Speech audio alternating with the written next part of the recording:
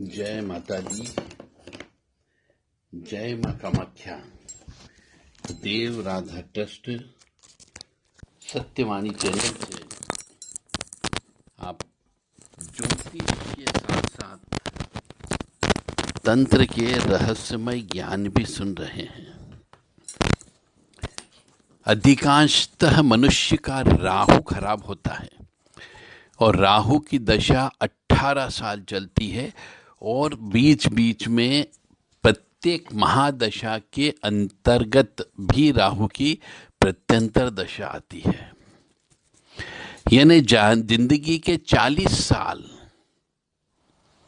वो राहु की दशा में गुजारता है और जिसका राहु खराब हो जाता है उसका जीवन बर्बाद हो जाता है। तो राहु को हमेशा बैलेंस करके रखो, ठीक करके रखो, उससे संबंधित चीज़ों का दान दे करके रखो। तो राहु के हम उपाय के अंतर्गत जिन मनुष्यों का राहु खराब होता है, यदि आप राहु के उपाय कर कर के थक गए हो तो एक उपाय यह है कि अभी ठंड के दिन प्रारंभ हो चुके हैं, मूली बाजार में मिलने लगी है। तो मूली जो सफ़ेद होती है वह मूली और पत्ते सहित वाली मूली लेकर के मंदिर में दान दें। इससे राहु आपका अच्छा हो जाएगा, काफ़ी कुछ हद तक फ़ायदा मिलने की संभावना है। मूली पत्ते सहित भिखारियों को भी दान दो, इससे भी राहु आपका काफ़ी कुछ हद तक सही हो जाएगा। और भी राहु के उपाय करके यदि आप थक गए हो तो अपनी जो सबसे बड़ी उंगली होती है हाथ की, बीच वाली उंगली जिसको बोला जाता है, उसमें मच्छमणि चांदी की अंगूठी में धारण करके पहनो। इससे भी राहु के मामले में काफ़ी कुछ हद तक फायदा मिलता है। और राहु यदि जिसका खराब हो तो उस मनुष्य को, चाहे स्त्री हो या पुरुष हो, अपने माता पिता की सेवा करना चाहिए, वृद्ध पुरुषों की सेवा करना चाहिए। और जो स्त्री पुरुष अपने माता पिता की सेवा नहीं करते हैं, सास ससुर की सेवा नहीं करती है, उनका राहु खराब हो जाता है। राहु खराब होने की वजह से शुक्र भी खराब हो जाता है, मंगल भी खराब हो जाता है और चंद्रमा भी खराब होता है, फिर बीमारियां लगने लग जाती है। इसलिए राहु को बैलेंस करके रखना है आपको। इसलिए वृद्ध पुरुषों की सेवा करना है, बड़े बुजुर्गों की सेवा करना है, ताकि राहु आपको अच्छा फल दे। और गोमेद रत्न भी राहु की शांति के लिए पहनना चाहिए। ये अच्छी क्वालिटी का आप पहन लीजिए ताकि आपको राहु से संबंधित जो कष्ट आ रहे उसमें राहत मिलेगी। और जो ग्रह कमजोर है उन्हें बलवान करने के लिए उपाय करना चाहिए।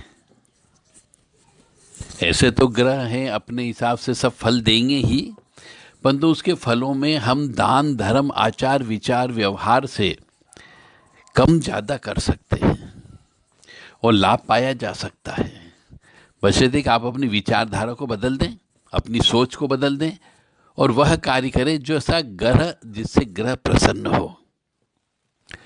और राहु केतु के या किसी भी ग्रह से जो दोष होता है, यदि हम कोई टोने टोटके करते हैं उस ग्रह से संबंधित, तो हमें मानसिक शांति प्राप्त होती है, सांत्वना मिलती है और ऊर्जा प्राप्त होती है। बड़े बुजुर्ग लोग यही कहते हैं कि भाग्य और कर्म फल तो भोगना ही पड़ेगा। मतलब मनुष्यों को भक्ति करना चाहिए और टोटके भी करना चाहिए, दोनों में विश्वास रखना चाहिए, तो अपन ग्रहों के प्रभाव को कम कर सकते हो। बहुत से लोग कहते हैं साहब जो ऊपर वाले ने लिख दिया उसको कौन बदल सकता है। मैं कहता हूँ वो तो नहीं बदला ऊपर वाले ने जो लिख दिया, पर हम अच्छे कर्म करके उस ग्रह से संबंधित जो व्यक्ति होते हैं उनके बारे में अच्छा सोच करके, उन सामान को दान करके अपनी विल पावर तो बढ़ा सकते हैं। तो भक्ति करो उस ग्रह की जो इष्ट धात्री देवी होती उनकी पूजा करो, और उस ग्रह के ऊपर जो कंट्रोल कर सकता हो उस दूसरे ग्रह की पूजा अर्चन करो। और अंगूठी भी धारण कर सकते हैं, लॉकेट भी धारण किया जा सकता है। और राहु के बुरे फल से बचने का उपाय एक और है, सबसे सटीक उपाय है कि आप भैरव जी की उपासना करना प्रारंभ कर दें। भैरव जी के नाम से रोजाना एक दीप दान अपने घर के मुख्य दरवाजे के बाहर सरसों के तेल का 4 मुखी लगाएं, बड़ा दीपक लगाएं, यानी 100 ग्राम तेल कम से कम रोजाना उस दीपक में भरें, और किसी थाली, प्लेट, कटोरी में चावल रख करके या उड़द के दाने रख करके उस दीपक को घर के मुख्य दरवाजे के बाहर लगा दें। ये जिंदगी भर करते रहो। यदि राहु खराब हो तो कैसा भी तंत्र हो, मंत्र हो, भूत प्रेत पिशाच बाधा हो, निसंतान की कोई समस्या हो, किसी ने चौकी बिठा दी हो, तो वो सब ऑटोमेटिकली खत्म हो जाएंगे और आपको अच्छा फल प्रदान करने लगेंगे। राहु जो होता है ये मनुष्य को नीचो देता है, राक्षस ग्रह है, पापी ग्रह के रूप में इसको माना जाता है। स्त्रियों के मामले में राहु जो है दिमाग का जो होता है वह राहु का काम होता है, और स्त्रियों के दिमाग को पढ़ना हर किसी के बुद्धि की बात नहीं होती है। इसीलिए ये कहा गया है। और दिमाग के ऊपर माथा होता है जिसके ऊपर बाल होते हैं, शनि होते हैं। यदि स्त्री का राहु खराब हो तो उसे कभी भी अपने सिर को बिना दुपट्टे या चुनरी या पल्लू के नहीं रखना है। एक शराब पीने वाला व्यक्ति भी राहु कहलाता है। जर्दा चूना खाने वाला व्यक्ति भी, जर्दा चूना भी राहु का है, शराब भी राहु का है, और भिखारी भी राहु है। तो आपको यदि राहु आपके ऊपर लगा हुआ हो, राहु को प्रसन्न करना हो, तो थोड़ी सी मात्रा में 1-2 चम्मच शराब रोज पीना चाहिए भोजन करने के पहले। और चूंकि राहु की इष्ट धात्री देवी धूमावती होती है, सरस्वती का भी कहीं कहीं पे नाम आता है, तो सरस्वती के मंत्रों का जप करना चाहिए। और दिन में एक बार सिगरेट या बीड़ी अवश्य पीना चाहिए। और भिखारी भी राहु है, इसलिए भिखारियों को दान देना चाहिए, इससे भी राहु बड़ा प्रसन्न होता है। और राहु को प्रसन्न करने का तरीका मूली दान देना होता है मंदिरों में, वो भी गुरु के यहाँ पे जाकर के मूली का दान देना चाहिए, जिससे राहु और बुध दोनों प्रसन्न हो जाएंगे। और ओम भ्राम भ्रीम भ्रोम से राहवे नमः, ये मंत्र बोल करके अधिकतर कम से कम 5 माला ये सब राहु के लिए जप करना चाहिए, ताकि राहु कष्ट प्रदान न करे। और जब राहु का प्रभाव बढ़ जाए तो कोशिश की जाए अपने आप को समेट लेना चाहिए। बहुत छोटे रूप में वो निकल जाएगा राहु का प्रभाव। ओम भ्राम भ्रीम भ्रोम से राहवे नमः, ओम भ्राम भ्रीम भ्रोम से राहवे नमः। और मनुष्य को जिसका राहु चलता हो ऐसे मनुष्य को दाढ़ी अवश्य रखना चाहिए, और सिर पर चोटी भी अवश्य रखना चाहिए।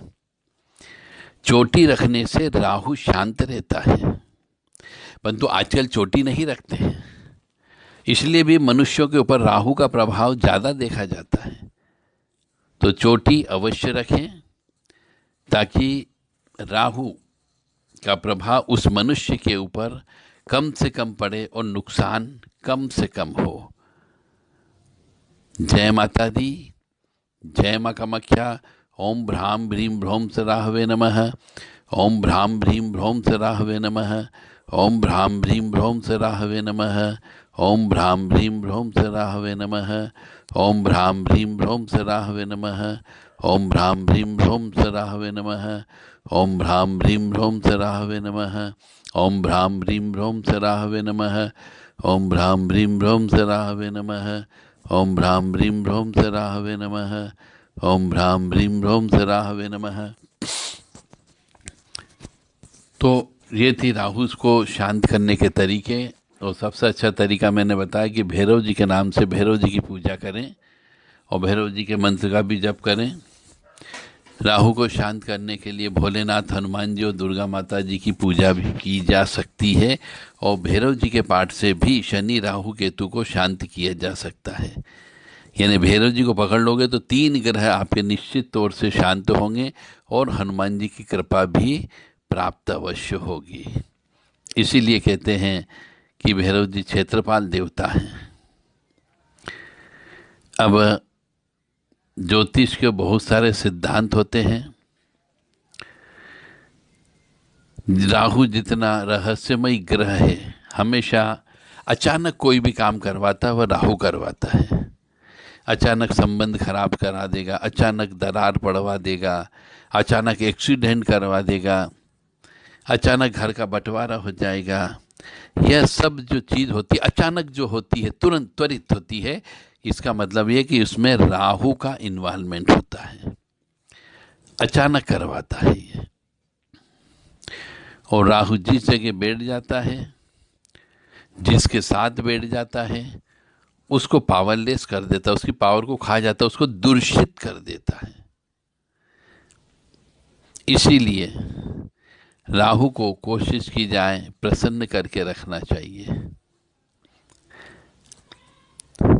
जय माता दी, जय माँ कामाख्या। ओम भ्राम भ्रीम भ्रोम से राहवे नमः। ओम भ्राम भ्रीम भ्रोम से राहवे नमः। ओम भ्राम भ्रीम भ्रोम से राहवे नमः। ओम भ्राम भ्रीम भ्रोम से राहवे नमः। ओम भ्राम भ्रीम भ्रोम से राहवे नमः। ओम भ्राम भ्रीम भ्रोम से राहवे नमः।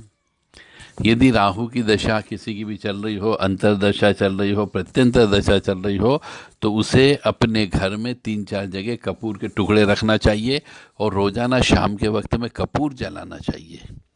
इससे भी राहु प्रतिकूल प्रभाव नहीं देता है। अन्यथा राहु प्रतिकूल प्रभाव देने लग जाता है। राहु को मायावी ग्रह कहा गया है और जो घटना अचानक घटित होती है वह राहु की वजह से ही घटित होती है। और जिस ग्रह के साथ बैठ जाता है वह ग्रह भी राहु जैसे ही फल देने लग जाता है। सबसे बड़ी बात यह होती है, इसलिए उस ग्रह को भी पटाना अत्यंत आवश्यक होता है। राहु की दशा, जैसे मैंने पहले बोला है कि यह 18 साल तक चलती है। मतलब मनुष्य को आधे समय के लिए बुरा फल और आधे समय के लिए उच्च फल भोगना ही भोगना पड़ते हैं। शनि के साथ में राहु प्रेत बन जाता है, प्रेत योग हो जाता है। जय माता दी, जय माँ कामाख्या।